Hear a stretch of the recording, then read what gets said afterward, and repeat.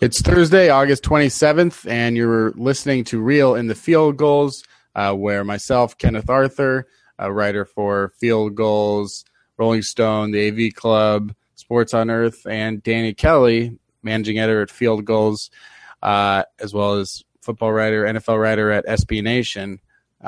Just talk about football, usually the Seahawks, and we are sponsored by the Ballard Agency. 50 years in the insurance business, a family-owned and operated in Kirkland, Washington. Make sure to check out the Ballard Agency. Go to ballardagency.com and tell them that Field Gulls sent you.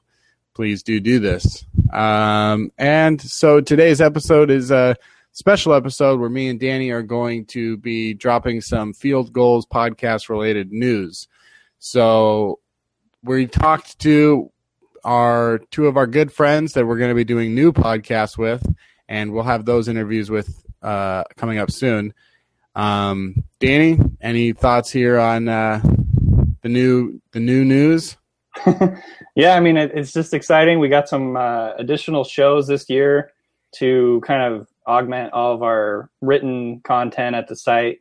So we're going to have, I guess I'll just go ahead and say, we're going to have a college football podcast with Kenny. It's really a draft podcast. Sorry, yeah, we're gonna have a draft podcast, NFL draft / college football / Seahawks podcast with Seahawk draft blogs. Rob Staten, a well-known guy around here, really great resource.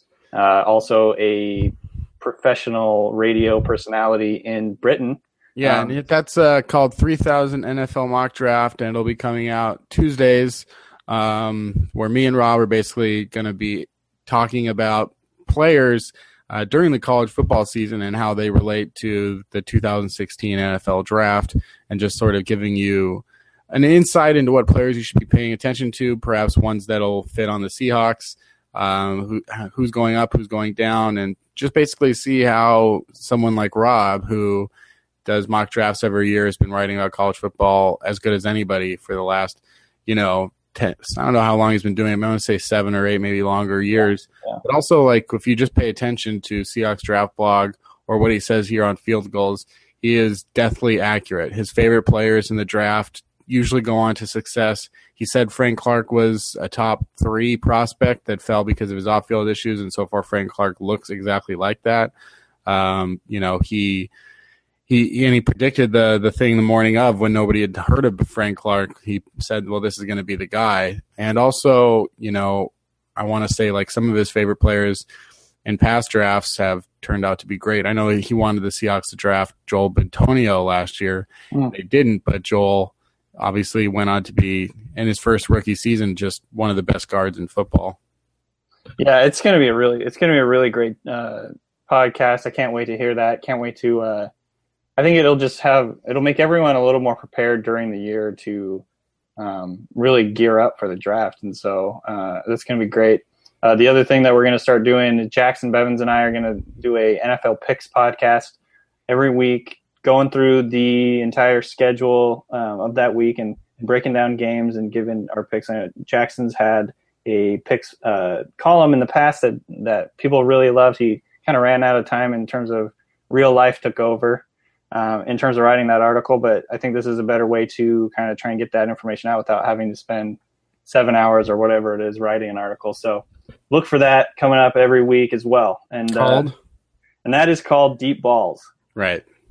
That is 3000 NFL Mock Draft and Deep Balls.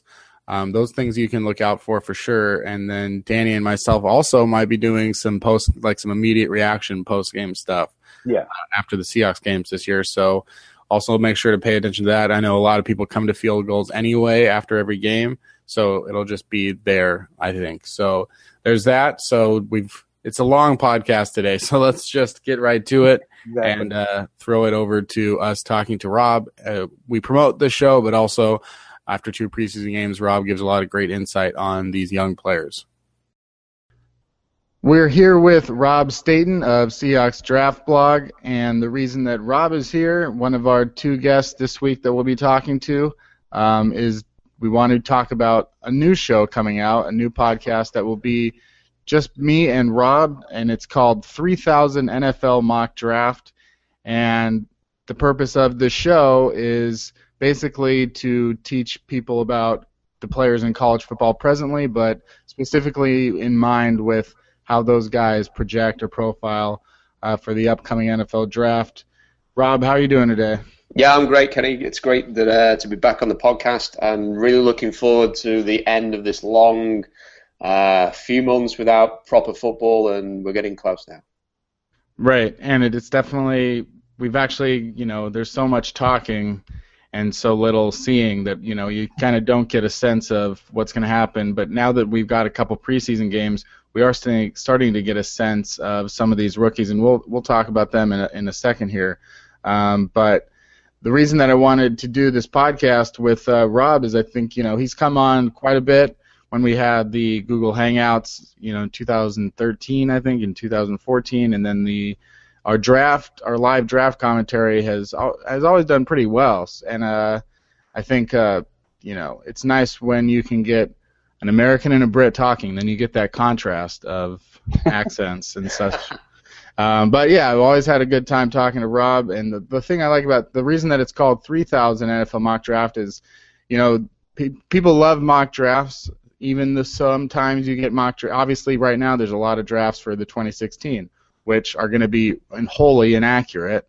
But sometimes, Rob, what do you think is the latest mock draft that's out there right now? Do you think there's like a 2019 mock draft? The one I've seen recently was a 2017 one, and I think that's about as Walter Football. They seem to do mock drafts well in advance. So I think I've seen a 2017 one. I think that's about as far as it goes. I have seen a couple of articles talking about who may be the next, for example, Jameis Winston, who in a few years' time and stuff like that. They're just entering the league now, college football now.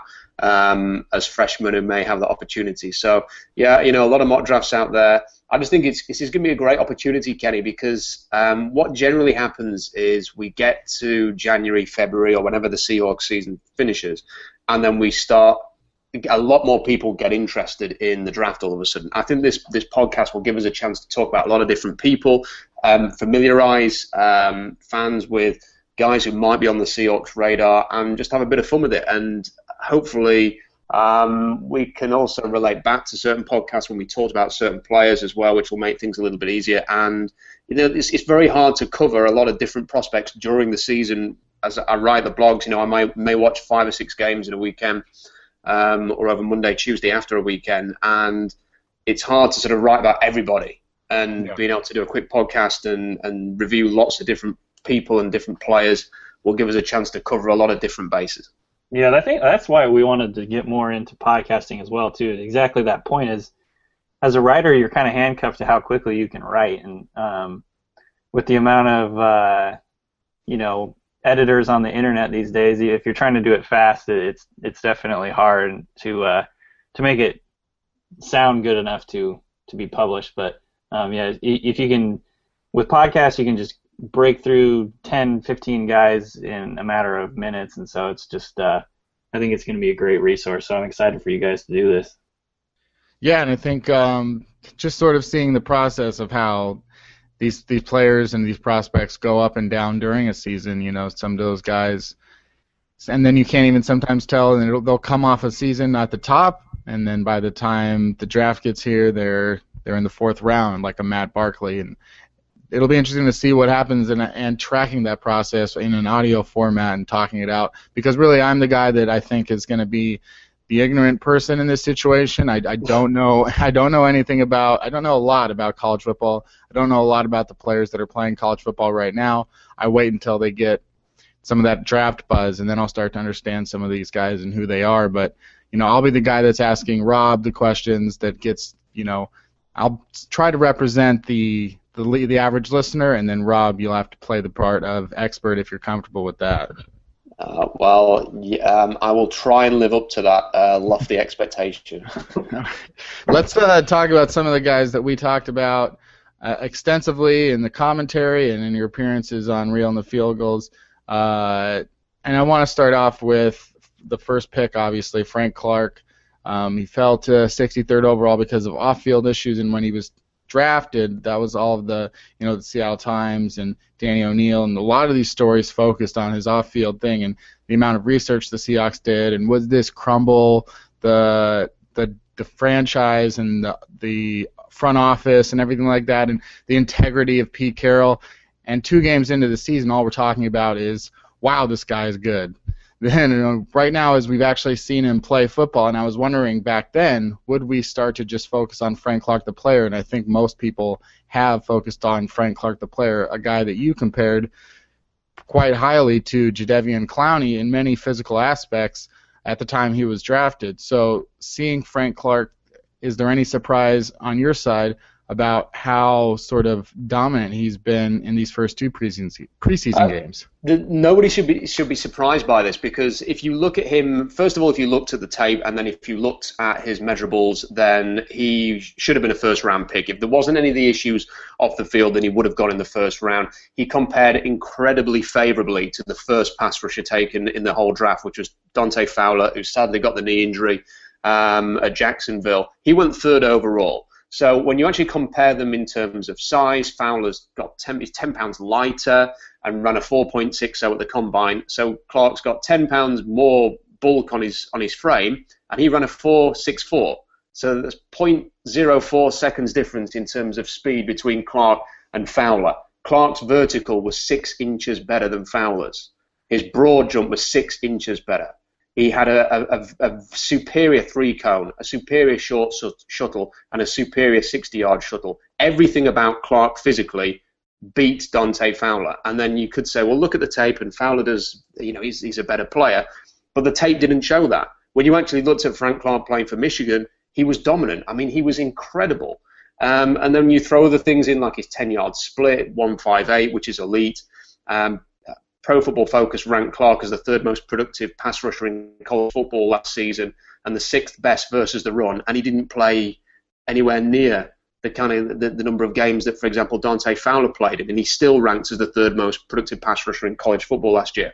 So it should surprise absolutely nobody. The talent was there, the physical qualities were there, everything was there for Frank Clark to be a top 15 pick. He fell for obvious reasons, and we've discussed that a lot. The Seahawks have basically got a first-round prospect at the end of round 2, and if he stays healthy and stays out of trouble, it's going to be one of the best picks of the Carroll and Schneider regime. Yeah, I think the crazy thing about Frank Clark to me that people maybe don't understand is that he might be a better run defender than he's a pass rusher, and that's not necessarily a bad thing, because he could potentially play 3 downs for the Seahawks in much the same way that Michael Bennett does in terms of playing on the end, on base downs, being a really strong run stuffer, and then moving inside and kind of dominating guards during on 3rd downs and in passing situations. So it's definitely an interesting thing. Did we see much from Frank in terms of the second game? I know the first game he was definitely the player of the game, got my game ball for sure. What do we see from him in the second game?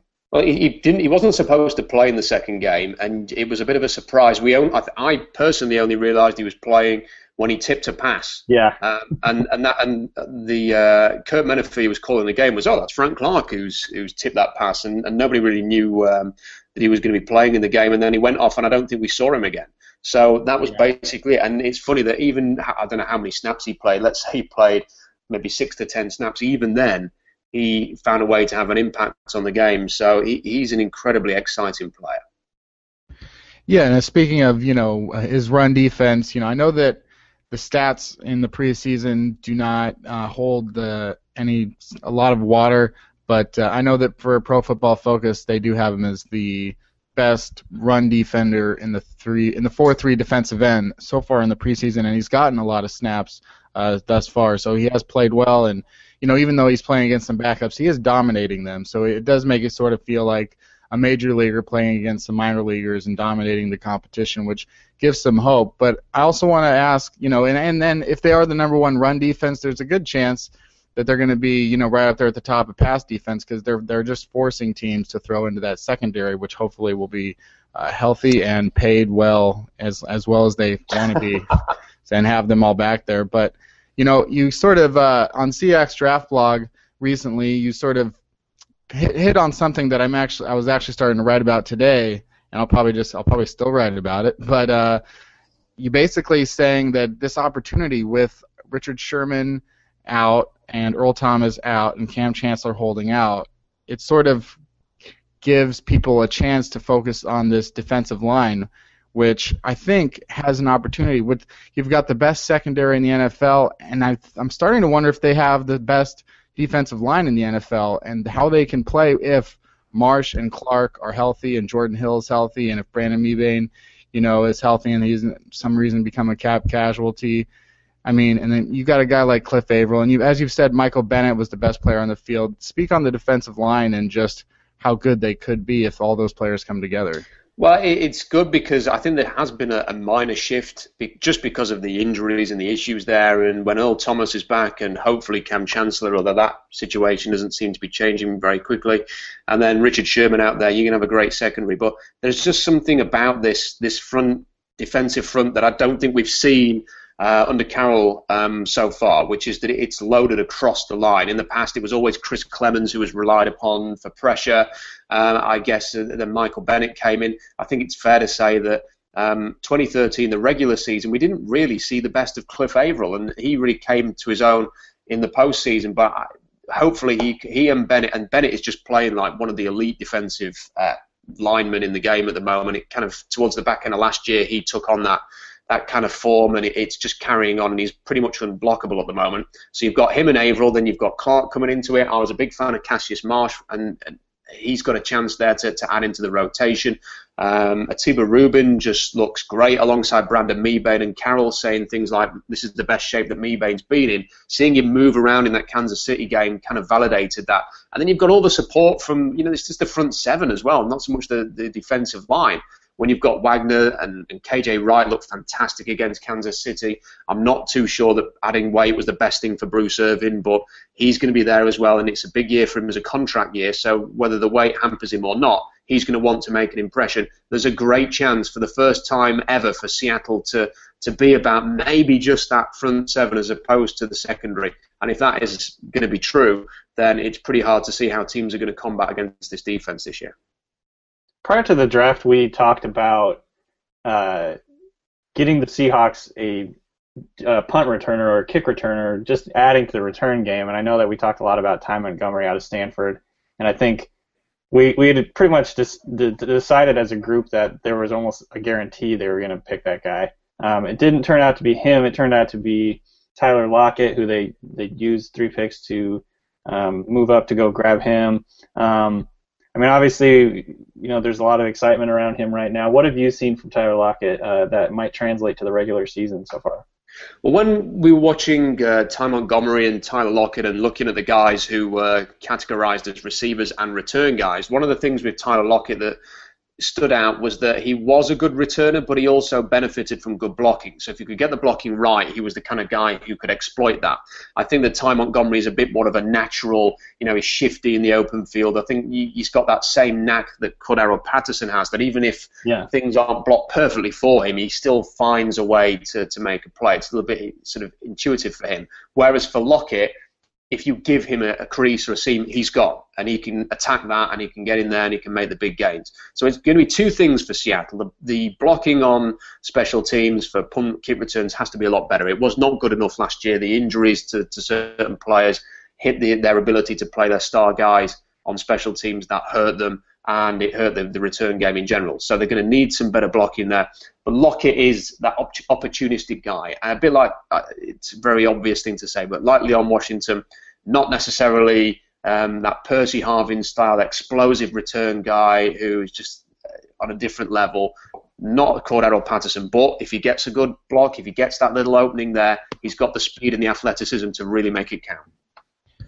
Moving on the offensive line, if it seems as though in this upcoming 3rd preseason game against the Chargers, if the ones have a solid game, this will be the offensive line for the starting season, which is Russell Okung, Justin Britt at left guard, Drew Nowak at center, J.R. Sweezy at right guard, and then Gary Gilliam at right tackle. Obviously, the 3 big surprises there compared to where we were a few weeks ago. And absent from that will be probably Terry Poole, Mark Lewinsky, Christian Sicoli.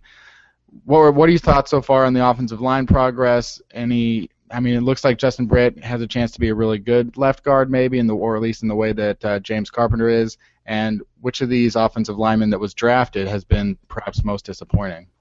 I think it's an area of real concern, and the fact that they were even entertaining the possibility of Evan Mathis, and I know that the team played better at Kansas City, and maybe that reassured them a little bit more, so they didn't have to make any big moves to get Mathis in. But at the same time, with 2 games left in the preseason, we're still kind of wondering how this is all going to work out. We're disappointed as observers that Evan Mathis is now signed for Denver. Samson Satili's coming. We don't know if they've looked at any other people. They're clearly not entirely comfortable even now with the way that the line's shaping up. Gary Gilliam did well against Kansas City, but he's going to take on the St. Louis Rams in week 1. How's he going to get on against their elite defensive line? He's still a big question mark. It might work out for him, but we're kind of just hoping right now. In terms of Justin Britt, he's got the skill set to work inside. It's going to take a lot of pressure off him, not working the edge, because that is his big issue against speed. It seems like every defensive end who comes into the league now has got a great speed rush, and he struggled with that immensely. So get him inside, stick him between the centre and the left tackle, and it'll take some pressure off him. Let's just utilise the skills that he's got. I think centre has to be a concern. Why else have they got Satili in? Were they really going to consider putting Mathis at centre or even Justin Britt there? Then they seem to want Drew Nowak to win the job because of his bigger upside. And yet I just get the sense that he's not completely convinced them. And I'm not sure that's necessarily with his play. It is a tough position to learn to make all the line calls, and maybe there's a slight issue there.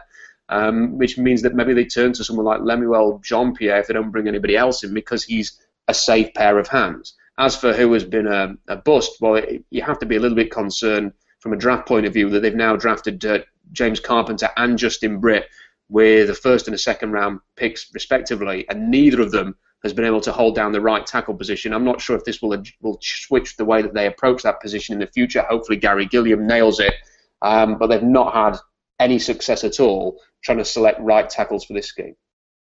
And the right tackle position is kind of a big deal in the Seahawks scheme, isn't it, in terms of the run game? Because when you're running right, if a guy, because they play a lot of outside zone type runs, and if you're running to the right and you get blown up on the right side, like that definitely changes the whole complexion of the run play. So I think that right tackle position is a big deal. And speaking of Gary Gilliam, did you like what you saw from him in terms of these past 2 games? He's potentially going to be the tackle starter at right tackle this year, so that's kind of one of those things that they're going to have to figure it out pretty soon. Do you think he's got what it takes to be the starter for the whole year? There's 2 things there. First of all, I thought that he played well against Kansas City. I think you highlighted, Danny, whether it was on Twitter or on Field Gulls, that there was one play very similar to the issue that Justin Britt had against Von Miller, an almost carbon copy play. Wilson managed to escape and dump it off to Christian Michael, who dropped the ball. Apart from that, Gilliam didn't have any real major concerning plays in pass protection against a really, really good pass rushing team. So that's encouraging. San Diego, I saw them against Arizona in preseason as well. I watched that game, and they are looking good in terms of pass rush. So this is another really good test for Gary Gilliam to see how he gets on in this one. The right tackle position is even more important than it ever has been. And when I started writing the blog in 2007, 2008, and we were talking about right tackles, it was kind of a position that you ignored. You drafted that guy late on, a veteran free agent started there. But as defensive lines have got more and more athletic, it's become more and more important. And that's why a team like Washington, for example, takes Brandon Scherf 5th overall, even though they've got one of the best left tackles in the league.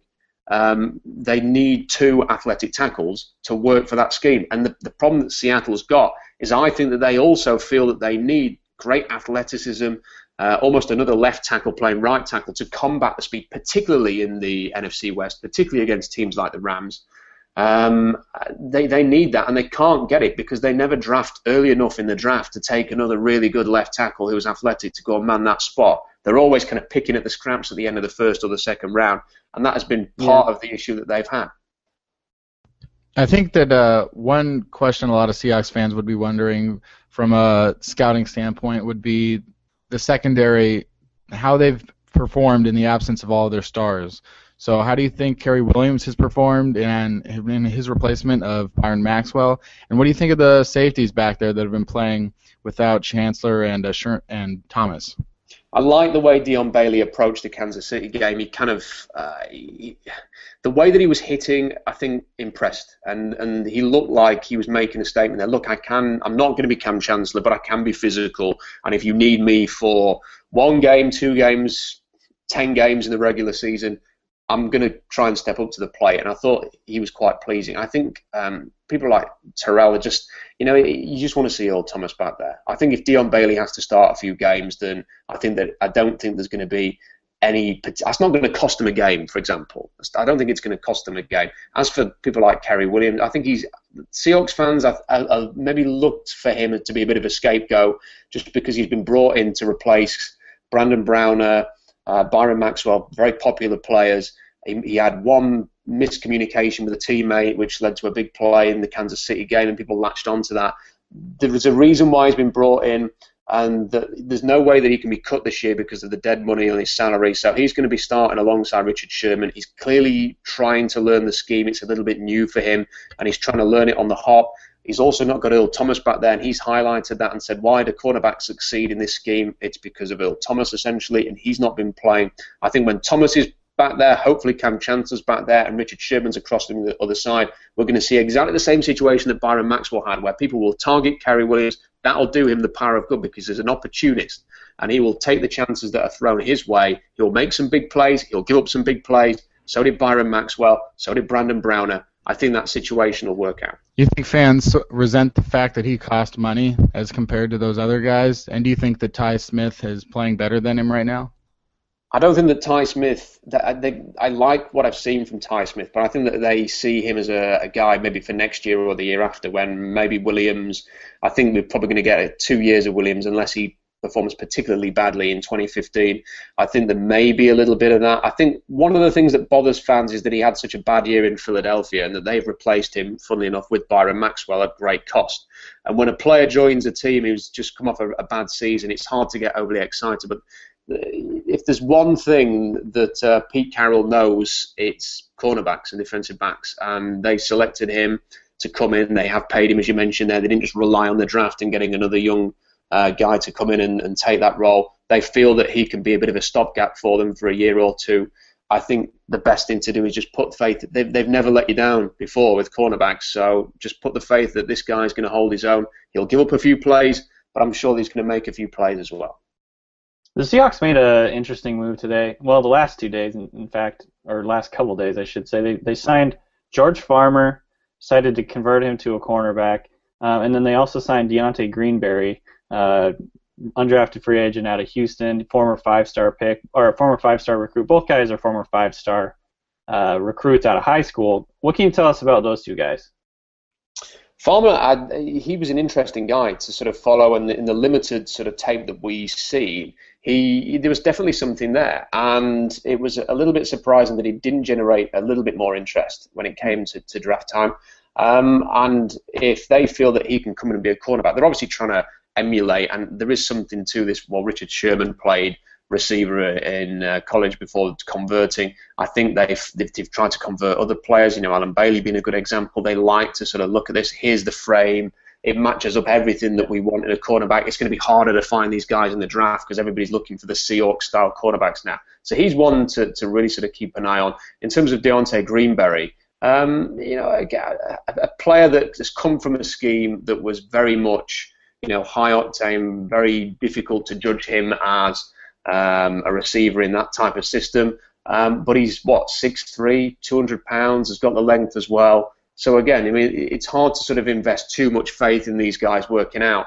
But why not have a look? And if they can show any kind of ability, maybe you can get them on a practice squad, you can continue to train them up, maybe they come into a camp next year and have a battle for it. I think if there was to be any chance of it working out any sooner than that, they would have obviously had to work on this a lot earlier. So they're kind of looking ahead, planning for the future, and just not leaving any stone unturned, really. Do you have any? I know there hasn't been a lot to see from him in the preseason, but do you have any thoughts on Eric Pinkins and his transition to outside linebacker? I do. I just wondered whether or not during this whole Cam Chancellor thing, whether they might look at moving him back to safety, funnily enough, because he is someone with a bit of size and that athleticism, and I wondered whether they would look to do that again. They haven't. They've kept him at linebacker. It's going to be difficult for him, isn't it? Because I can't see them Losing Mike Morgan has just been a real solid guy for Pete Carroll for a long, long time now, and people like Kevin Pierre-Louis obviously playing really well. So how he sort of figures into that, I'm not too sure, but I would hope that he's going to get further opportunities. Last year was a bit of a waste for him with the injuries and stuff, wasn't it? So I think he may be a candidate for the practice squad.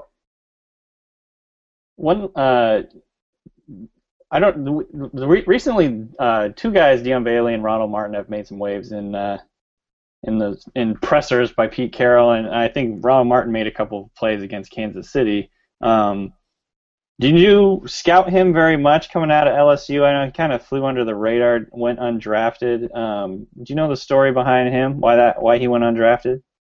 No, I don't. I mean, it's surprising that someone from LSU, especially in that position, would fly under the radar as much as he had. But no, not somebody I had a chance to focus on. What about T.Y. McGill? Was he on your radar at all before the draft? And if not, since then, what have you thought of his play? I really liked him in the first game. I mean, he just stood out a little bit. I really like him, but I've got to say, having had the opportunity, we have great access to all of the pre-season games over here from all of the other teams as well. And having watched a couple of games, there is a defensive tackle who is playing for the Cincinnati Bengals, and they're going to really struggle to get him on the practice squad. And his name is I'm just trying to find the name now.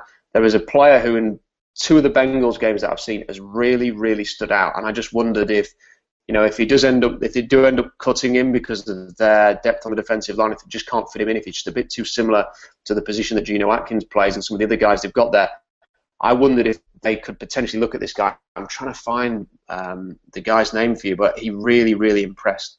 If you give me maybe a minute, I might be able to find it.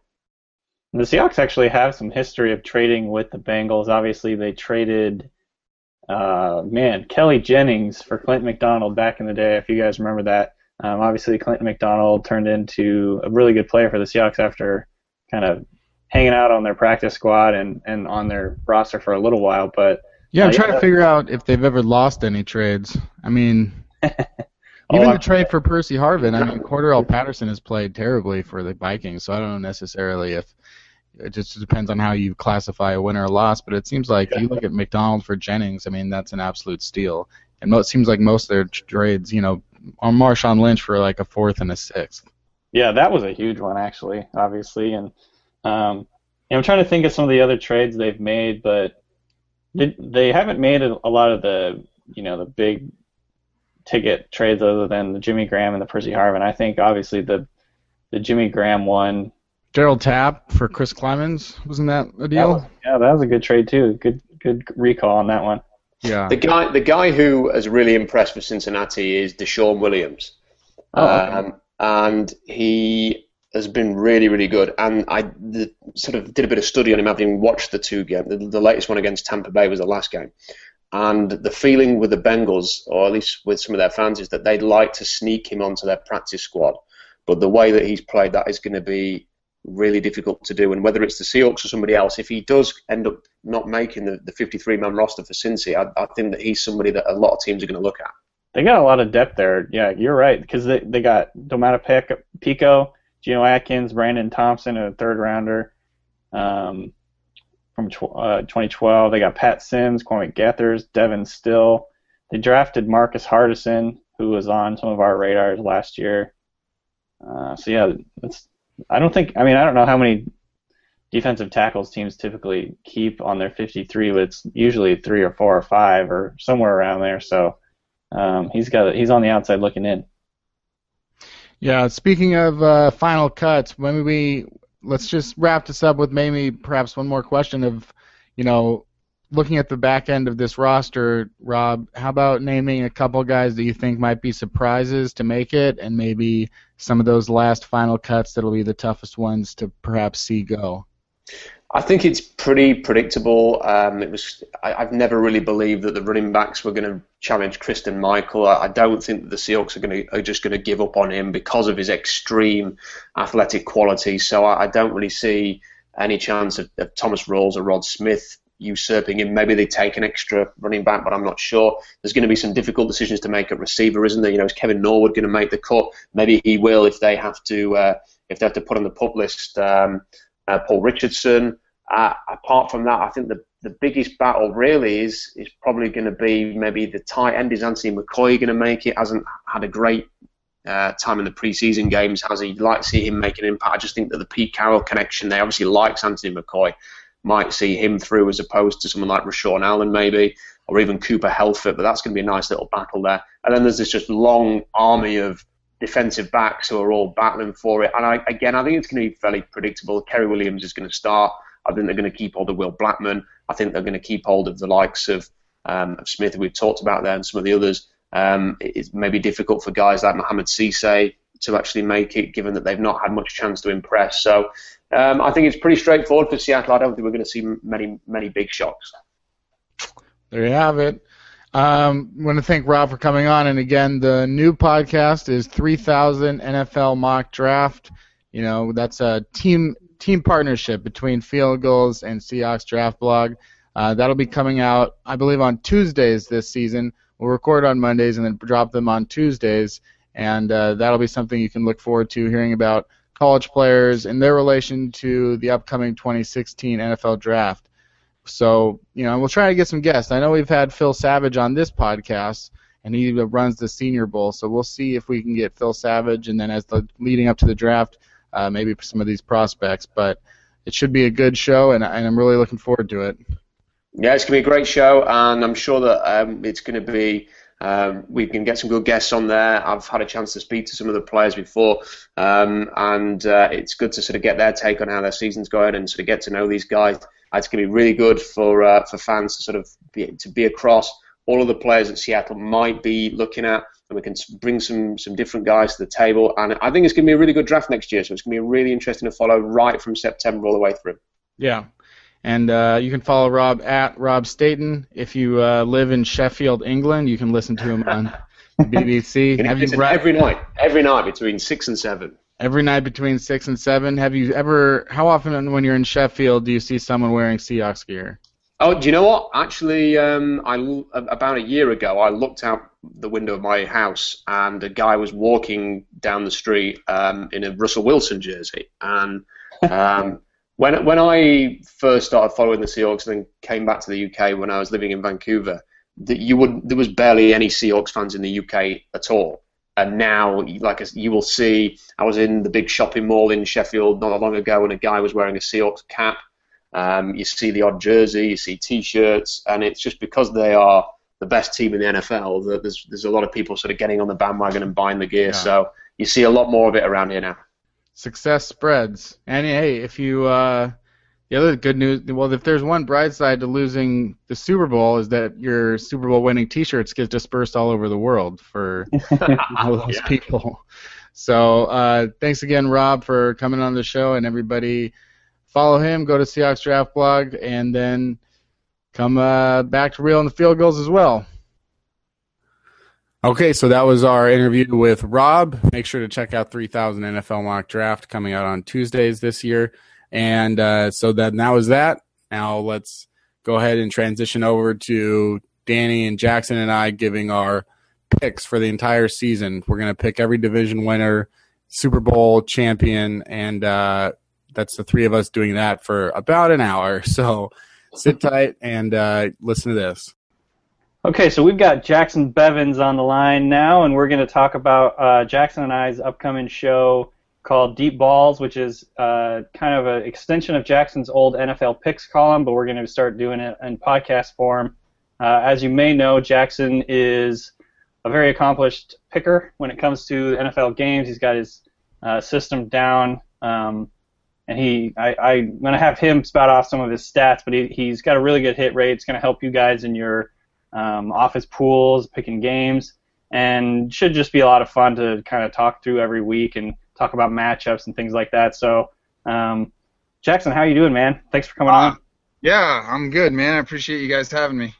Yeah, so we're, we talked to Rob Staten a little earlier about Kenny and him are going to be doing a college football podcast this year. I am so looking forward to that. Yeah, that's going to be great. And so we're, as I alluded to earlier, we're kind of expanding some of our coverage, and I'm really stoked to start doing the NFL picks column. or podcast. Yeah, I'm excited to be doing it with you, man. I'm excited to listen. How's that? A lot of excitement here, getting real in the field goal. So for today, I wanted to just kind of go through every division. And when can people listen to Deep Balls? Okay, so Deep Balls is going to be a Wednesday podcast. We're going to be recording on Wednesdays. We haven't ironed out exactly how long the cast is going to be. I think it's going to we'll have to feel it out organically and see how long it takes. But basically, we'll be running through the schedule and talking about games and giving our predictions. And so we catch that either on Wednesday nights or Thursday mornings before the Thursday night game hits.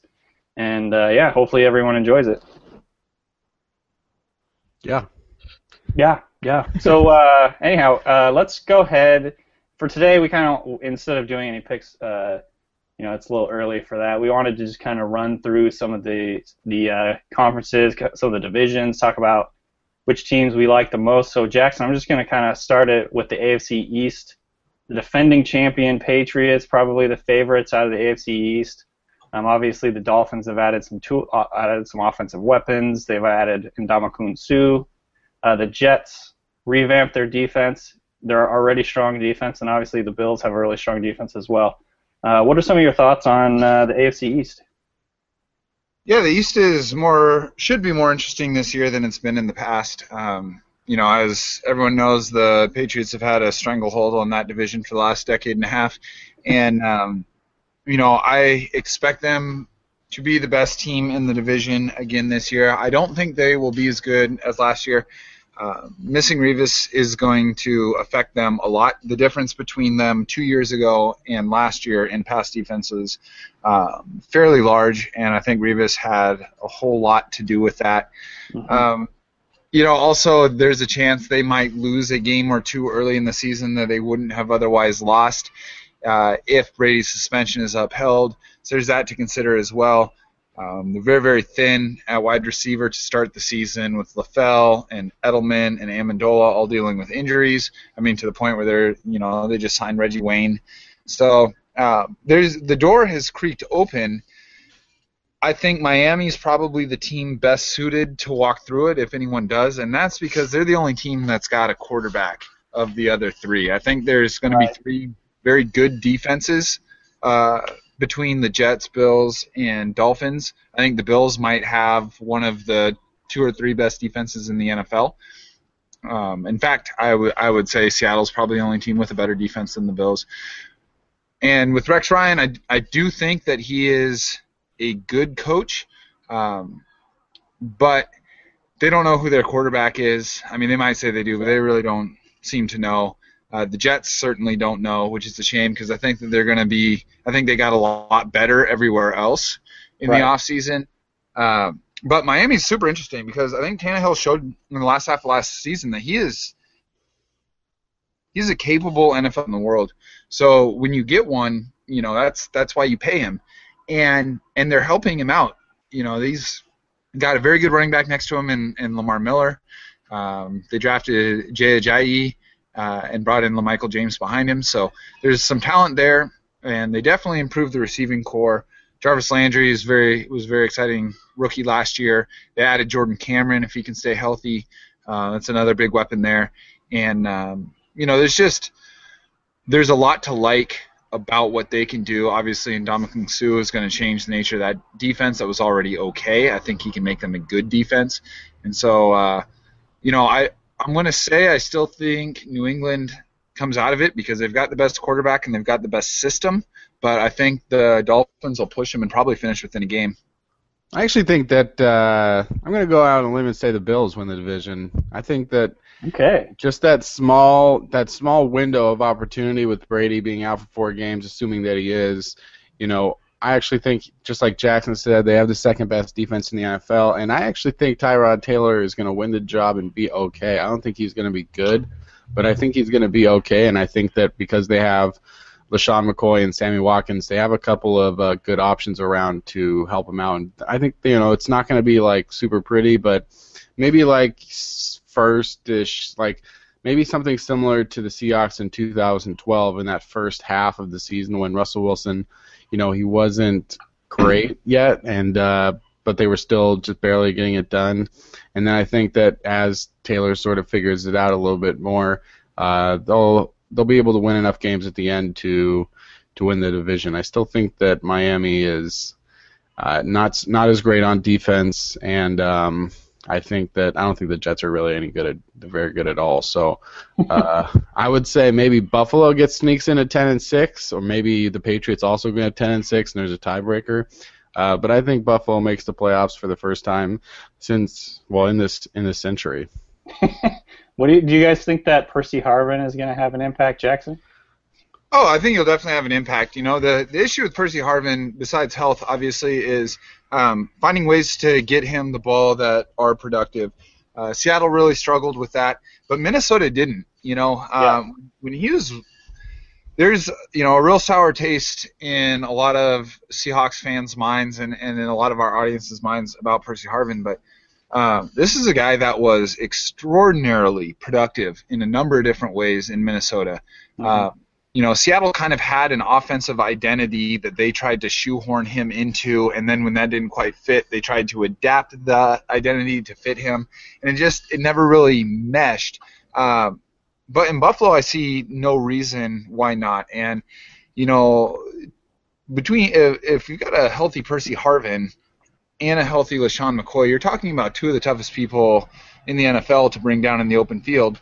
And, if they're able to scheme a way to get people into the open field the way that Chan Gailey did for C.J. Spiller 3 years back, there's a chance for them to actually score a lot of points without ever having to chuck it down the field too much. So the potential is there. And Kenny, to your point, I mean, the Bills were number 2 in defensive DVOA last year, obviously behind the Seahawks, but they were also number 4 in special teams, whereas Miami, who I think is the other contender, they were dead last in special teams by DVOA. And one thing, if you follow the Pete Carroll philosophy, how important special teams is, and I think teams are starting to realize that it really is a big impact on the game. So there's a lot of things set up that if Buffalo, who's 26th in offense last year, can even be league average, they won 9 games having one of the worst offenses in the NFL last year. So there's a lot of potential for them to kind of make the leap and maybe win 11 games. Danny, if we wrapped up the AFC East right now, what would you say? Do you want to be safe and go with Jackson and not take chances in life, or you want to go out on a limb where I am, where the fruit is? Jesus. I'm going to go ahead and stay safe on this one. I think the Patriots are going to win the division again, but I'm actually with you, Kenny, that the Bills will definitely be a contender there. I've thought for a while they're like in terms of you always hear the expression one player away, one quarterback away. They're really a quarterback away from being a really good team. I think they like you guys pointed out. My thing with Tyrod Taylor and why I would like him, say, over Ryan Fitzpatrick is there is not really. I mean, I would be surprised if he's a great player, but at the same time, there is not really any reason for us to think that he couldn't be. He's just had 4 years in Baltimore. He has no chance to start, and maybe just like Russell Wilson, maybe he was just drafted too low or overlooked for too long, and didn't get the opportunity like Wilson did, and maybe that was 4 years of backing up Flacco and working for John Harbaugh have turned him into a pretty good player. I think that he's been pretty decent in the preseason, and I think that they're not gonna make him throw the ball 500 times. If he starts, he's gonna throw it 400 times, 350 times, and they're gonna copy Seattle in a way. So I think that Rex Ryan is not the best coach, and maybe was a little overrated in New York, but I think he can I think Buffalo is better than they were last year, and last year they were 9-7. I think New England's a little worse, so I just see that sort of evening itself out to Buffalo getting 10 wins and making the playoffs. I think go ahead, Jackson. Oh, I was just going to say, I mean, to your point about Buffalo being a quarterback away, truly, I think that if they had a top 8 quarterback, they might be my pick to come out of the AFC. Right. But I don't. It's so important to have a quarterback, and you just don't make the playoffs without a decent quarterback. You just don't do it. And I'm going to reserve having them jump, the most dominant team of the last 15 years until they show that they have a quarterback. And as far as playing it safe versus going out with Kenny, this podcast is going to be about making money and winning office pools, not trying to impress people with outlandish picks. Exactly. Of course. But, at the same time, I don't want anyone to think that I'm not an expert. I am an expert. All right, on that note. note. Anyone doubts your expertise. Okay, good. On that note, let's move to the AFC North. This is an interesting division pretty much every year. Playing that one? That would be the Ravens, Steelers, Browns, and Bengals. You may remember last year that at one point, pretty late in the season, everyone was tied for first place. Yep. So this is a competitive, really tough division as usual. Let's just go right into it. Jackson, who's your favorite in that division? Steelers. Okay. But I don't think it's because the Steelers are going to be really good. I think the Steelers are going to have one of, the 5 or 6 worst defenses in the NFL. But they have by far the best offense. I don't know that a team constructed that way can win the Super Bowl, but a team constructed that way can win a division. And look at the Colts.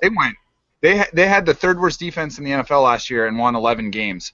And I think that there's no reason to think their offense will be any worse this year. So is that by they were DVOA? they were number 2 offense in the NFL by DVOA last year. Okay, and then 3rd worst in DVOA offense?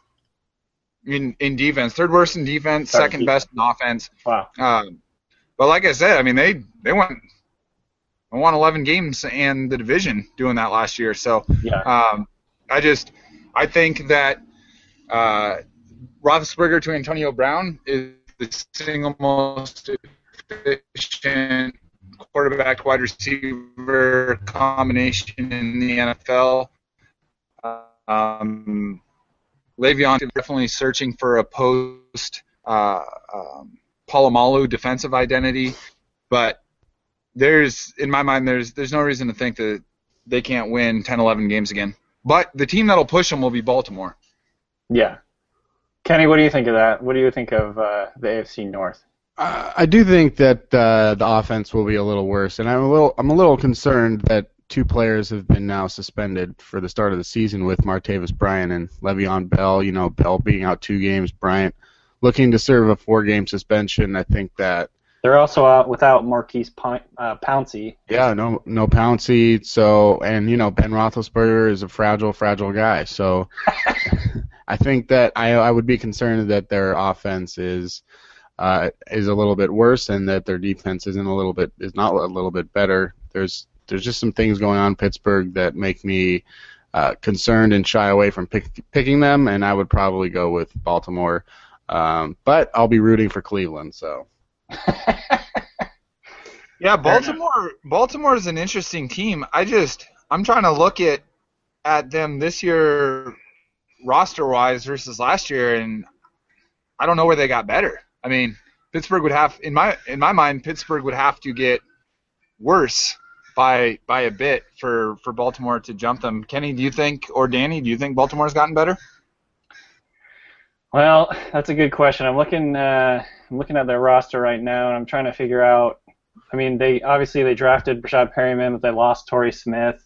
I think they were a little jilted last season with the Ray Rice stuff. They weren't expecting it. It came. Right. They had to change their whole offense. So I think that just by way of going a whole offseason knowing that what their situation is, not knowing that one of their star players was going to be out for the whole year, just the fact that they know some more about the team that's going to be out there, I think just that alone will make their offense a little bit better. As far as personnel, I guess Danny can list it out, but I don't even really know who they added. Well, I'm trying to look through their roster here, and I'm not seeing anything like major. Obviously they traded Haloti Ngata. Right. So that's definitely one concern. It's such a tough division just because there was so much parity last year. Even the Browns were really in it till the end, and then obviously we haven't even mentioned the Bengals, who seem to contend every year, and obviously there's the whole Andy Dalton playoffs thing, and that's kind of probably going to be, a narrative again this year. But yeah, I'm with Jackson on the Steelers. I actually I think they could contend for the whole AFC crown this year. I actually think that overall, though, the division is I thought it was pretty overrated last year. I mean, you look at the fact that they dominated the NFC South, so they all won all those games, and then they were close. So what? Like even sending 3 teams to the playoffs, I felt like because you played like the worst divisions. And and the AFC was down. The AFC was not a good conference last year. It was the most top heavy I can remember a conference being. They sent 3 teams to the playoffs. None of them made it to the AFC Championship game. I don't even know. I know the Bengals lost in the first round. I just think that it's a little bit of a mirage. So I'm not exactly sure. I'm not sure yet if I think that the Steelers are legitimate contenders, but they might be. Fair enough. Moving on to the AFC South. This was one of the worst divisions in football last year, obviously with the NFC South. But the Titans, Jaguars, Colts, and Texans. The Titans picked up a new quarterback in Marcus Mariota. The Jaguars, the Gus Bradley plan's in action. It seems like they've picked up some weapons there. You like kind of some of the things they've done, but they haven't really put anything together at this point. The Colts are the Colts. They've got Andrew Luck. They picked up Frank Gore, Andre Johnson this offseason. Added some guys in the draft. Philip Dorsett. And then obviously you have the Texans, J.J. Watt, great defense, questionable offense with, again, it's the quarterback question. So, Jackson, out of the AFC South, I mean, I'm guessing you're going to go with the Colts, but what are some of your thoughts on the AFC South? Yeah, the AFC South is just kind of easy pickings right now. I do think compete with a healthy Arian Foster and a healthy Jadeveon Clowney added to that mix. We don't know what that team looks like yet, but we are still talking about a consensus top 10 defense with some legitimate playmakers on offense. I mean, they've still got a very good offensive line. A healthy Arian Foster is still very, very dangerous, and Nuke Hopkins is going to get a chance to prove that he's the number 1 receiver in the NFL this year, and I see no reason to think that he's not. The question is going to be about getting him the ball, obviously, but I think Brian Hoyer is kind of in a position for that quarterback job. Correct me if I'm wrong. Yeah, he got named on Hard Knocks, but Brian Hoyer. Okay, he's just seems like kind of a placeholder quarterback, but I mean he was as effective in Cleveland as anyone's been in I don't know how long. At one point, he ended terribly. Like over his last 7 games, he had 2 touchdowns, 9 interceptions. Totally, yeah. But I mean, that was like stripped of Gordon and Cameron. He literally had nobody to throw to at the end. I don't know, how many quarterbacks put up much better numbers, but I do hear your point. But the Texans are the only team that I see pushing the Colts, and the Colts are in a position where they've been good enough to win their division with Andrew Luck, but have some obvious shortcomings when it comes to winning playoff football, and as evidenced by losing, by more than 5 touchdowns in the AFC Championship game. That's where you get when you have a young quarterback where you push chips to the middle of the table, and they did that by bringing in those players Danny mentioned. I mean, they are positioning themselves to compete for the AFC title, not just for the division title. And, I feel bad starting off these predictions with 3 straight incumbents, but, in these 3 divisions, I really do see last year's champion repeating, and that would mean the Colts. Kenny? Did we lose Kenny? All right, well, we'll just go ahead and continue on, Jackson. What's that? You have the Colts winning the division? I do, yeah. I think, like you said, the Texans could give them a run for their money. Last year they did, in fact, kind of late into the year, push for the playoffs a little bit. But, again, it's the quarterback question. I don't really know if, is Brian Hoyer more than just a Jag? And that'll be a question that we'll, get answered this year when he has a little bit more, a few more weapons to throw to this year, and I think that'll tell us a little bit more about him. And But yeah, I'm picking the Colts for that division for sure. And then I think when it comes to the Jaguars, gosh, I think they could. I think they could be better this year. I think they could maybe win, 6 or 7 games or something like that. But I don't see them pushing for the playoffs at this point. So I'm going with the Colts in the South. So moving to the AFC West, this is an interesting division to me. I think that I just got a text from Kenny. He said his computer restarted, so he'll be back with us in a minute here. So the AFC West, interesting division. The Broncos, Chargers, and Chiefs, I think all, have some of the talent to contend in the division. They all have, the Broncos and Chargers have really good quarterbacks, in my opinion. I think the Chiefs have a good quarterback in Alex Smith, a guy that they can win with, but it's not necessarily going to win them games. I'm kind of a big Phillip Rivers fan, so I think the Chargers have a shot. But yeah, that's an interesting division. Obviously, a lot depends on kind of what you get from Peyton Manning. What are you thinking of the AFC West? I think it's the Chiefs' division to lose this year. Denver has been very good as we know. Over the last since they got Peyton Manning, they're consistently one of the 3-4 best teams in the NFL. But we saw some real disturbances in the force with Manning down the stretch last year. Yeah. And some say it's because he had a quad injury and couldn't step into his throws, and I'm sure there's some of that. But in December in the NFL, everybody is banged up. And for Peyton Manning, who has been losing velocity on his throws over the last few years, being unable to step into it, the arm strength isn't there to accommodate that anymore. And, it's getting harder and harder for him to connect on deep passes. The good news for him is he's got some insanely talented wide receivers in Demaryius Thomas and Emmanuel Sanders to throw to. Yeah. And that gives you a large margin of error. But they lost Julius Thomas, who is a total weapon as that flex tight end. Mm-hmm. And, defensively, they got a year older. I don't know that they got better anywhere.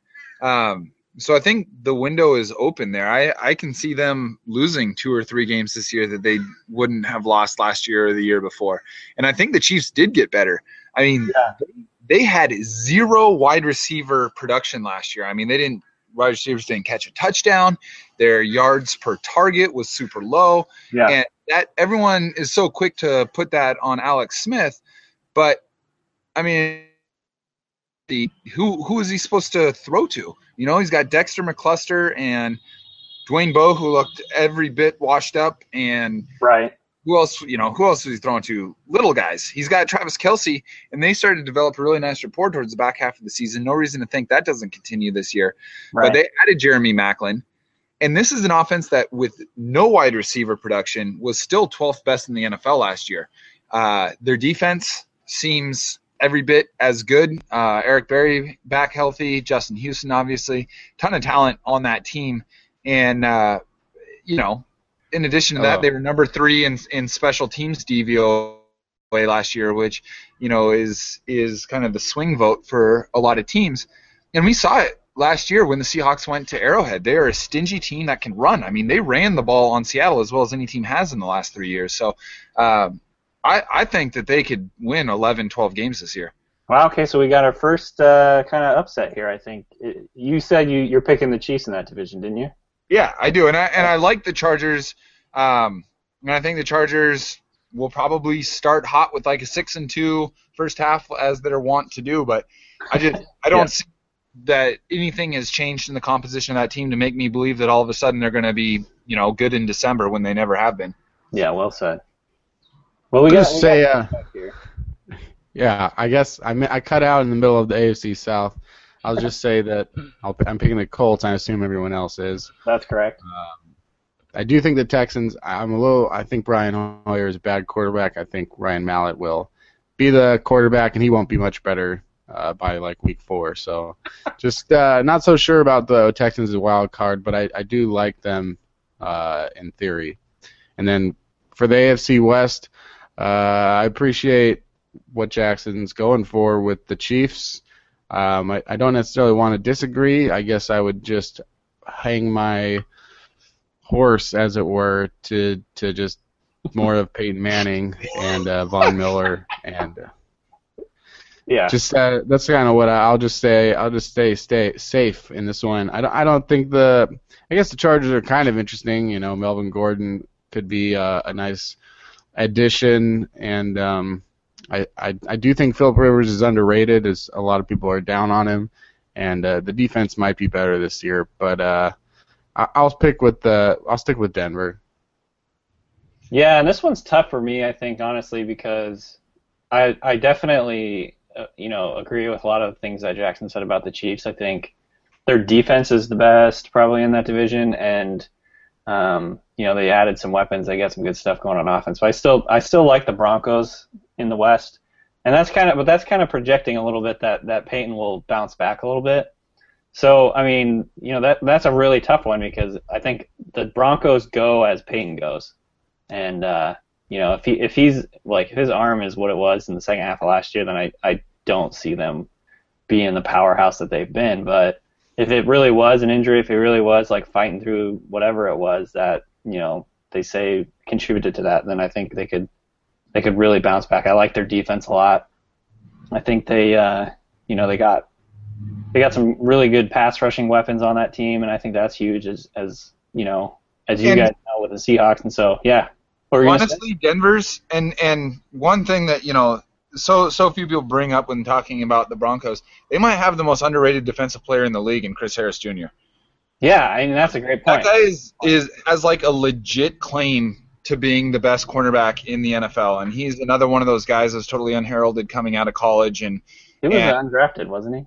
Yeah, and he's amazing. He's as sticky as they get, and that does a lot. I mean, we saw how good they could be when Champ Bailey was playing really well at corner, and the ability to, what that does to free up the rest of the athletes on that defense. Chris Harris is playing like peak Champ Bailey. So, I just, I hear so many people talk about the Broncos, and he never gets mentioned, and I just wanted to mention him because I think he's awesome. And he's listening right now, so he appreciates that. Let's just go ahead. I think we've gotten through the AFC, and I would just say that my 6 playoff teams would be the division winners: Buffalo, Baltimore, Indianapolis, and Denver, and my 2 wild cards: New England and Kansas City. That's fair to me. Yeah. What do you think of the wild cards? My wild card teams probably be. I do have the Broncos still getting in, and it's a tough one between the Ravens and the Dolphins for me, but I'm going to go with Miami. So I've got your 4 division winners being Patriots, Steelers, Colts, and Chiefs, and then I've got Denver and Miami getting in the wild card spots. Man, this is tough. I'm going to go with, obviously, I picked the Patriots, Steelers, Colts, and Broncos. I'm going to go ahead and pick the Ravens and Chargers as the wild card teams. Interesting. I like that we... Sorry, not the Chargers, the Chiefs. Oh, okay. My bad. I actually meant the Chiefs. Less interesting. I was going to say we all picked different wild cards, which means it's competitive. But I was looking at the Chargers and thinking Chiefs, but yeah. So those are my picks. Let's move over to the NFC, and Jackson, what do you think of the NFC East? Man, I think it's a pretty bad division with a good team in it. I love the Eagles. I'm such a believer in Chip Kelly, not just as like a successful head coach, but I see him and Pete Carroll as kind of being like seminal coaches on the historical timeline of NFL development. Like what Chip Kelly's bringing to the NFL, there's a lot of like just common sense. Like if you strip the history and the way that things have always been done, and everyone was starting from scratch on figuring out how to play NFL football, the Chip Kelly system makes a ton of sense. And it's a system that requires a lot of buy-in, but that hasn't been an issue. There's been a total carousel at quarterback, and yet they just go out and have won a bunch of games under him. And it's a style that still has played well in the cold weather. I think their defense will be a lot better this year. They've got a very good front seven, but their secondary struggled so much last year, and now they've got Byron Maxwell and they've got Walter Thurmond, which most of the folks listening to this podcast don't need to be educated on how good those guys are. They're going to be much better in the one position that they struggled at last year. They lost LaShawn McCoy, but they replaced him with DeMarco Murray, Ryan Matthews. They added, they still got Sproles. Jordan Matthews came on as a stud last year. I think Zach Ertz is a weapon. There's a lot to like with the Philadelphia Eagles, and I think that they're a team that is probably one of the 2 or 3 best in the NFC. You're not high on the Cowboys then? I do like the Cowboys. I think that it's easy to sell the impact that DeMarco Murray had short on that team. Say, behind that line, look at the lanes and whatever. People don't understand how dependent that offense was on DeMarco Murray. He had like 440 some touches last year. Like, that's a number that just doesn't exist in the modern NFL anymore. That's a ton of touches. They're expecting Julius Randle and Darren McFadden and potentially Gus Johnson to fill. That's a ton of production, and I don't think it's as simple as plug and play. I think DeMarco Murray is a truly special talent. So I do like the Cowboys. I love their offensive line. I am a Romo fan. Dez Bryant's one of my favorite players. But I don't know. 22nd in defense last year. I don't know where they got better on defense this year. I think they got worse on offense, losing Murray. So I think the Eagles got better. I think the Cowboys got a little worse, and that's why I'm choosing them. I like it. Kenny, what are your thoughts on the East? Yeah, I'll pick the Eagles, which means it'll probably be the Giants. He's not the best color man in the league, folks. The East is tough for me because I like the Cowboys and the Eagles, but I think I'm going to have to agree with both of you. I think the Eagles are going to be tough this year. I actually think that Sam Bradford's going to be pretty good in that system.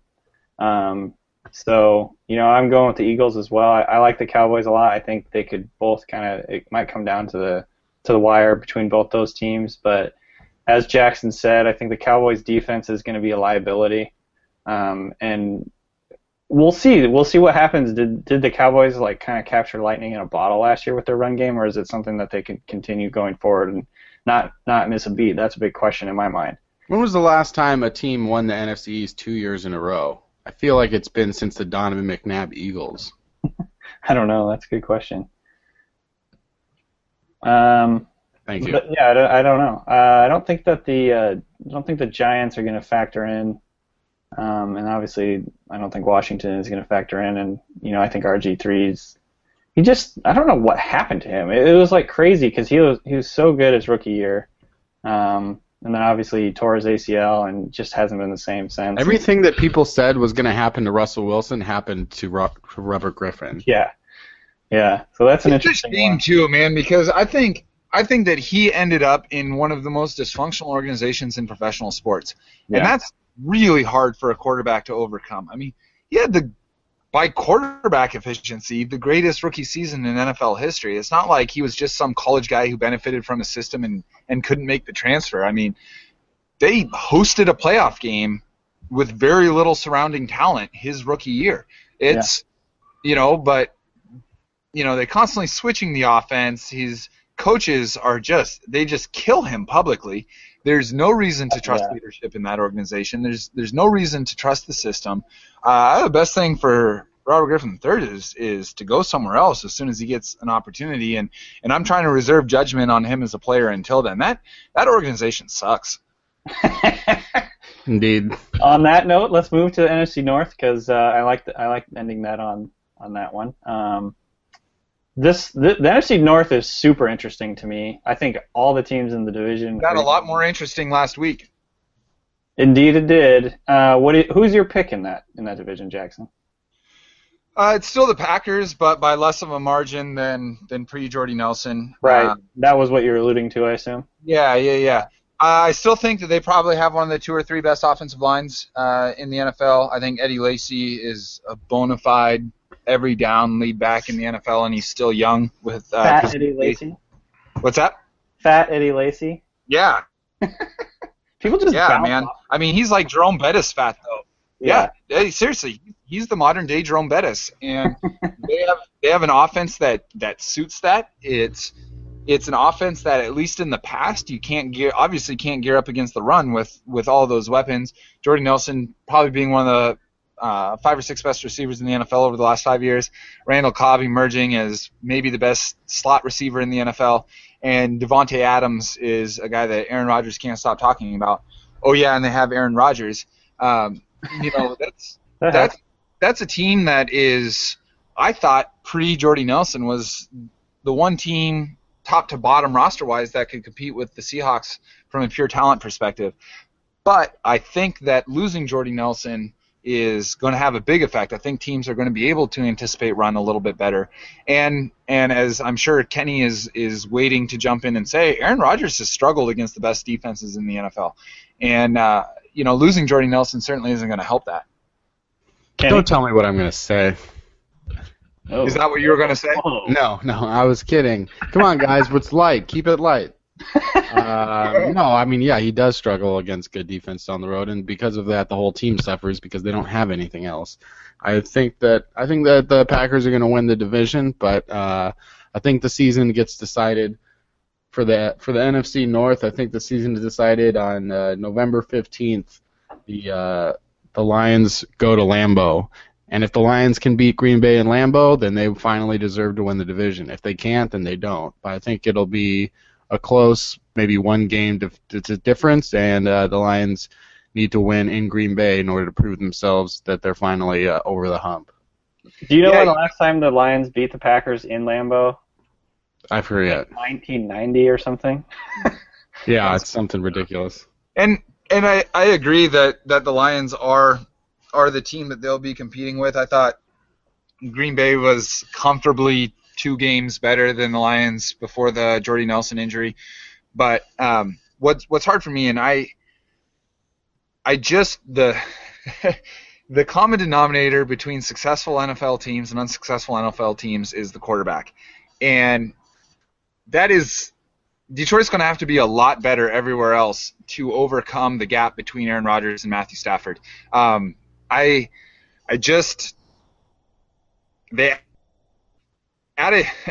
got in theory, a very good offense, but even so, they were 19th last year, and that's crazy.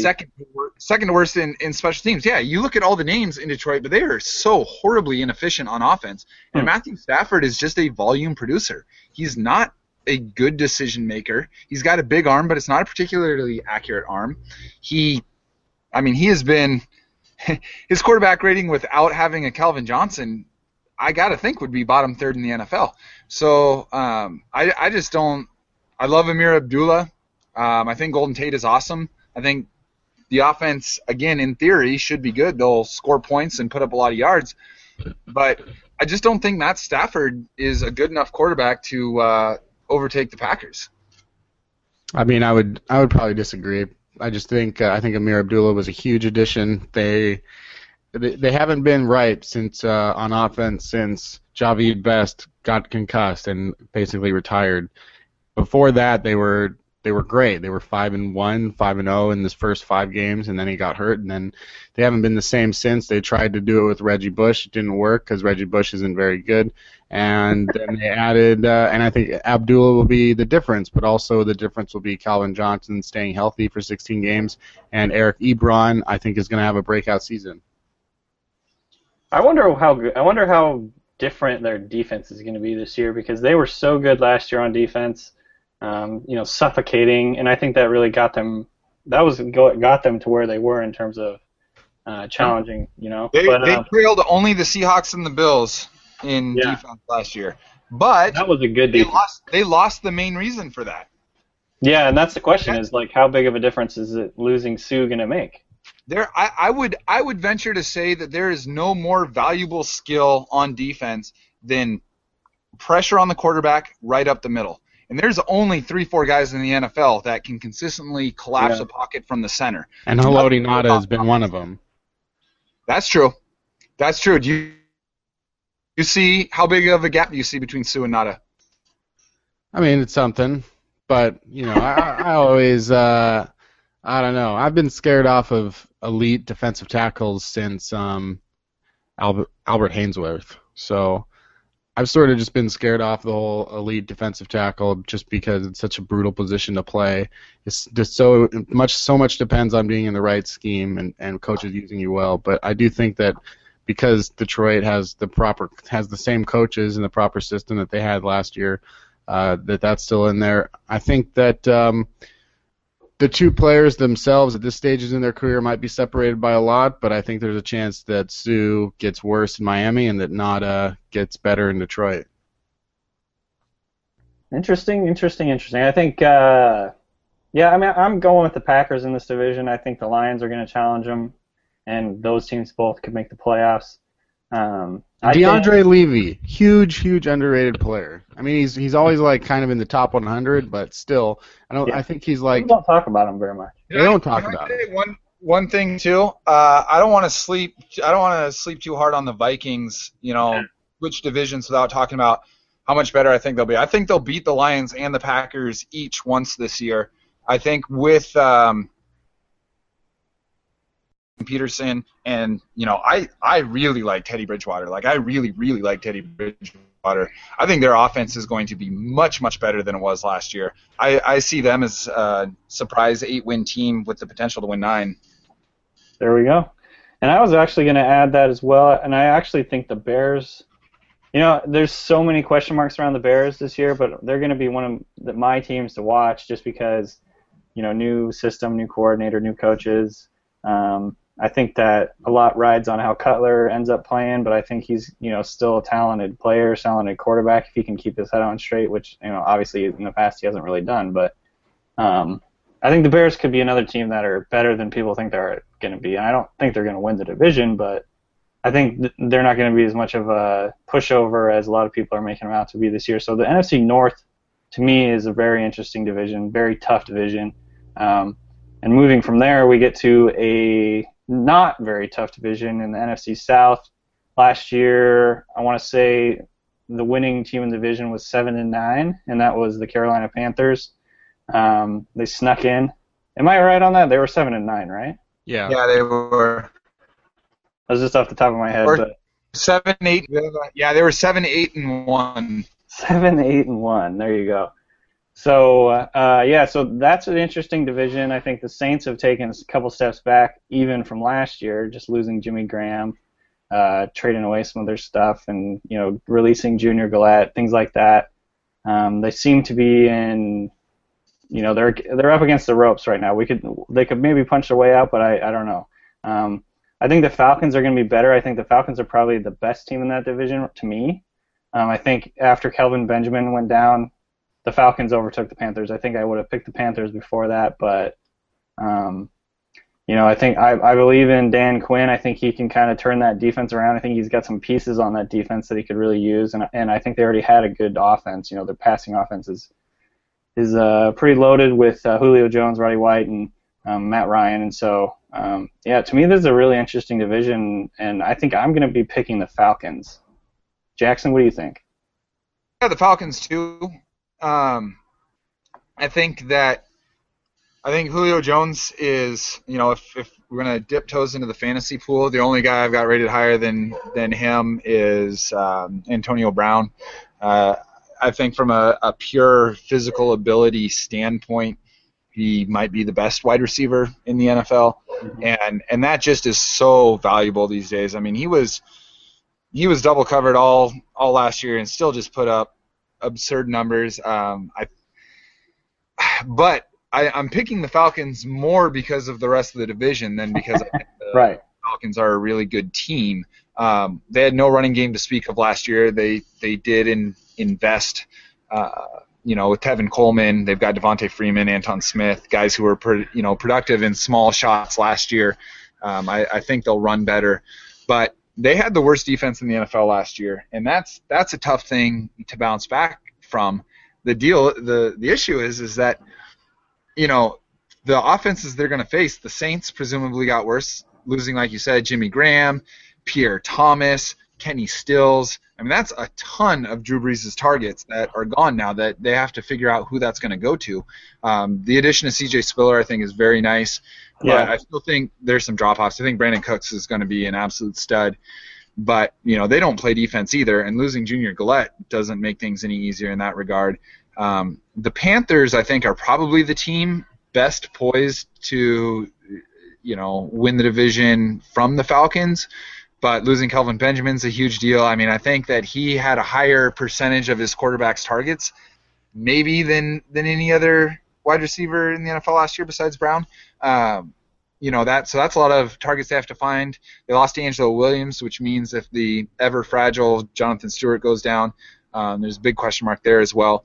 But the thing to remember about the Panthers, they're only one season removed from being the number 3 team overall in the NFL by DVOA and winning 12 games. I still like Cam Newton. I don't love Cam Newton, but I do think he's a top quarterback, and that's what you need to compete. So for me, I've got Atlanta first and then Carolina second. I think the Buccaneers are better. I think a Lovie Smith Buccaneers team is going to be way better than the Rutgers coach that everyone hated. What was his name? Well, Greg Schiano, but Lovie Smith was there last year. Yeah, I do. But I mean, also it's like I don't think with NFL coaches that you see very often a huge shift in one season. I think it takes a little bit to put in a culture, and you need a quarterback. And I like Jameis Winston. I like Jameis Winston as a Cam Newton type player.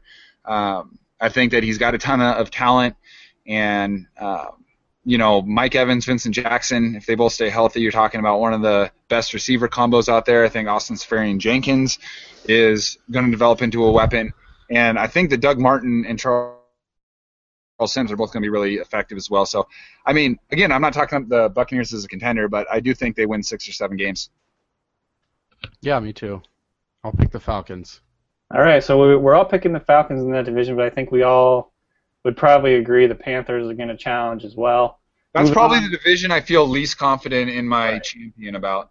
Yeah, and I agree with that. I think it's, I'm not heavily pro Falcons and thinking the Panthers are going to tank. I think it's going to come down to those two teams. I really think the Panthers have a great defense, but I just question what they'll do on offense with losing, Kelvin Benjamin and kind of having a lot of questions on the offensive line. It's going to be interesting. All right, so we'll move to the final division, the NFC West. I can guess what you're going to say on this, but let's just, let's have it. What do you think of the NFC West? You asking me? Yes, sorry. I am addressing Jackson here. I think that there's a 50% chance that we see the best Seahawks team that has ever existed this year. All right. I think that this is probably the most, outside of the Colts, this is probably the most slam dunk division champion. The Rams have never been consistent. I don't see anything that makes me think that's any different this year. The Cardinals, I think, played with, they won all of their close games last year. And winning close games just historically, statistically, is not a repeatable skill. There's too many variables, and they came up, the river every time last year. But I think you saw, they're not as good as the Seahawks. The 49ers have gone from, being half of the best rivalry in the NFL to presumably being an absolute sewage explosion this year. So I think that, the Seahawks probably win this division by a couple of games. I think Jackson's out of his mind. I got the 49ers by at least 4 games. Now you're just trolling. Yeah, but I want to point out that I haven't been trolling up to this point. I don't know. Very good job of restraining yourself. There's not really much to add to what Jackson said. I think the Seahawks very well might have the best defense of all time if it goes right. And I got them winning division. And I don't know that I would pick any other team for a wild card. Fair enough. I'm going with the Seahawks as well, and I think we've kind of we've touched on the NFC West a lot. So we can kind of just leave it at that. I think people kind of know what to expect, and yeah. So that was a great kind of tour through to NFL. Well, let's pick our 6 playoff teams because we got our 4 division winners. NFC West. We all picked the exact same teams, right? So we all picked Philadelphia, Green Bay, Atlanta, and Seattle. So who would your 2 wild cards be? Jackson? I bet you we all go with the same 6 teams here. I've got Detroit and Dallas as wild cards. Kenny, what do you think? Yeah, I've got Detroit. I just don't know if I'm going to go with Dallas. I just think that I think their offensive line performed above their heads last year. I do agree that losing DeMarco Murray is a bigger deal than Dallas or anyone else makes it out to be. And their defense isn't very good. So, I'm gonna. If not them, who? I know that's the next thing. That will be my follow up to that. He's stalling right now. Well, yeah, it's because it's a tough decision. But, I do want to believe that. I think the Saints are better than people think. I think that Brandon Cooks is a breakout player this year, one of the best weapons in the NFL. But they did lose too much, so I'm gonna say that it's the Minnesota Vikings. I love it. And I am going with the Cowboys, and I think it came down between the Cardinals and the Cowboys to me. But I agree that the Cardinals, I don't know what happened last year. They were able to they were just able to capture lightning in a bottle is a term I guess you could use, but they just wouldn't lose these games, and it was kind of crazy. So yeah, I'm going with the Cowboys. I think the Cowboys and the Lions, and those would be my 6 teams. And taking it all the way to the end, I have the Seahawks over the Colts in just an absolute shit show blowout. That'd be cool.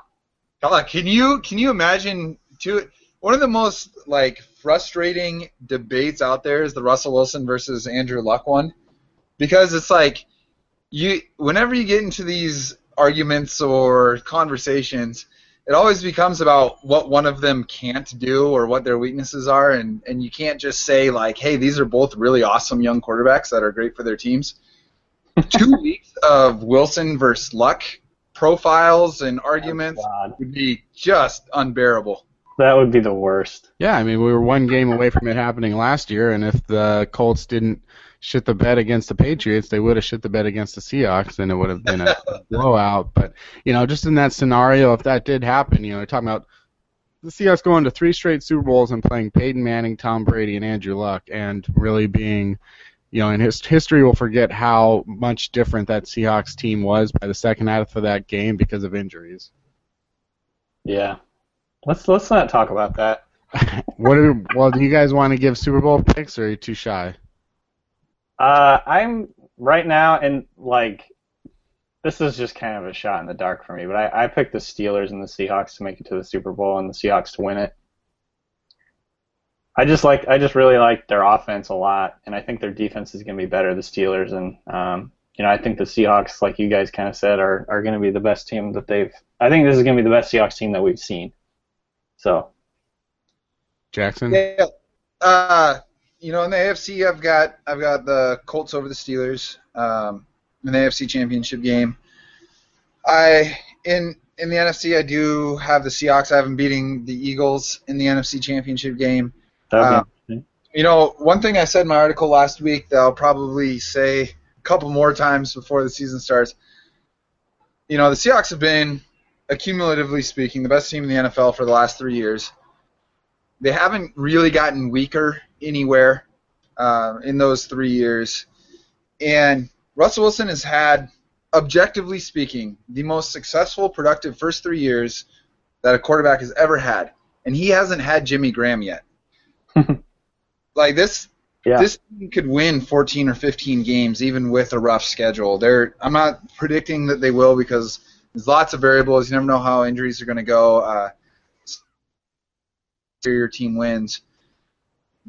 But I think, when you look top to bottom, this is going to be one of the most talented rosters that the NFL has seen in a very, very long time. There's no surprises with the system. Everyone that matters is comfortable with it, and no reason to think that there isn't going to be any continuity. I mean, they lost that Super Bowl. I don't care how homerish this sounds. They lost that Super Bowl because they were playing at half strength on defense. You know, there's no way that final drive goes 8 for 8 through the air against a full-strength Seahawks defense. It's never happened. It never would happen. And, you know, I'm not taking the victory away from the Patriots. They did what they had to do to win. But this Seahawks team is going to be better than that one.